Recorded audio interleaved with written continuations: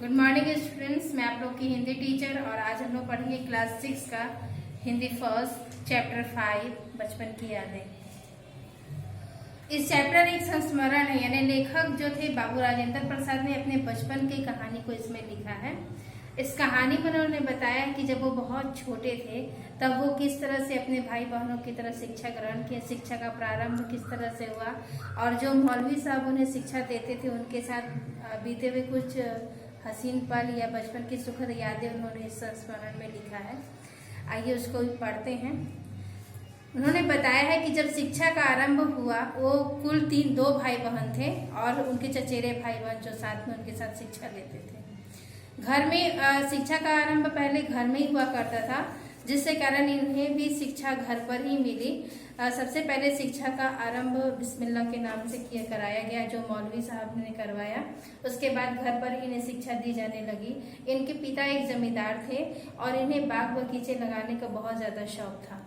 सालों भर इनके बगीचे में फल लदे ही रहते थे, जिसके कारण वो उर्दू और फारसी के बहुत ज्यादा ज्ञाता थे। पढ़ना उन्हें बहुत रुचिकर था और हिंदी भी वो पढ़ा करते थे, जिसके कारण वो ये फारसी किताबों को पढ़कर कुछ दवाई या पुड़िया दिया करते थे, जिससे मरीज ठीक हो जाया करते थे।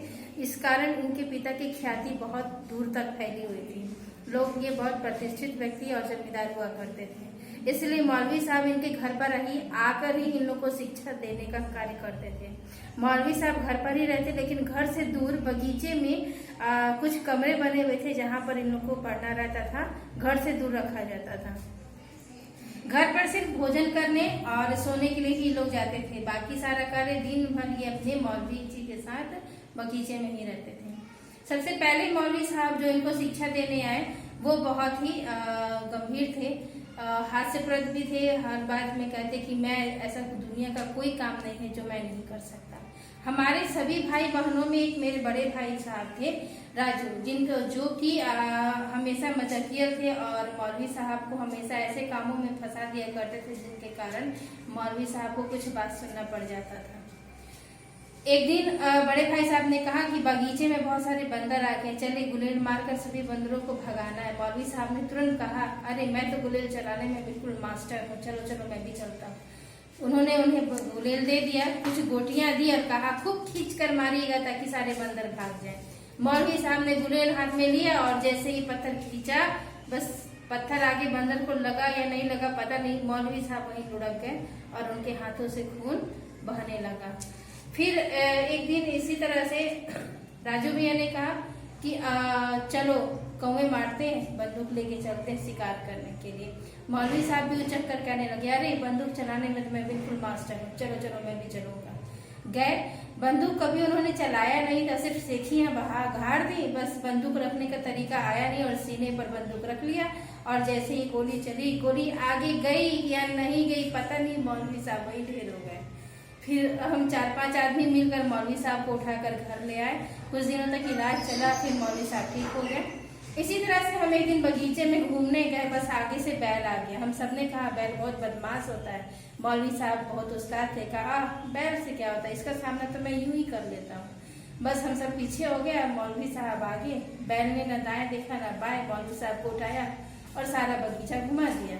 बेचारे मौलवी साहब ऐसे गड्ढे में गिरे कि बस 4-5 महीना बिस्तर पर पड़े रहे। इस तरह से मौलवी साहब ने शिक्षा हमें दी, पढ़ाया और उर्दू और फारसी की शिक्षा में बहुत अच्छे से दी। इनके जाने के बाद जो दूसरे मौलवी साहब आए वो बहुत गंभीर और कड़क मिजाज के थे, लेकिन उन्होंने भी हमें फारसी का ज्ञान बहुत अच्छा दिया। वे दिन से रात तक हर शिक्षा के लिए हर का समय बांध दिया था, बांधे अनुसार से हम काम करते और बीच बीच में कुछ समय हमें खेलने के लिए भी मिलता था। हमें शाम को बैठकर अपने दिन भर के अध्ययन का कार्य को पूरा करना होता था, तो मौलवी साहब ने एक दीपक जला देते और हम वहाँ बैठकर उस अध्ययन कार्य को पूरा करते थे। राजू भैया इस सबसे बचने का भी उपाय जानते थे। उन्होंने दीपक में एक बालू भर की पोटली रख देते ताकि सारा तेल बालू पी जाता और हमें वहाँ से निजात मिल जाती थी। फिर हमें अंग्रेजी की शिक्षा के लिए हमें दूर जाना पड़ा। दोनों मौलवी साहब को हम बहुत याद करते थे। अंग्रेजी शिक्षा ग्रहण करने के बाद हमारी दिनचर्या ही बदल गई और हमारा कार्य अलग अलग दिशाओं में हो गया। इस तरह से हमारे बचपन की जो कुछ हसीन यादें थे वो मौलवी साहब के साथ ही रह गए। इस संस्मरण को आप ध्यान से पढ़िए, पीछे दिए हुए ऑब्जेक्टिव को पूर्ण कीजिए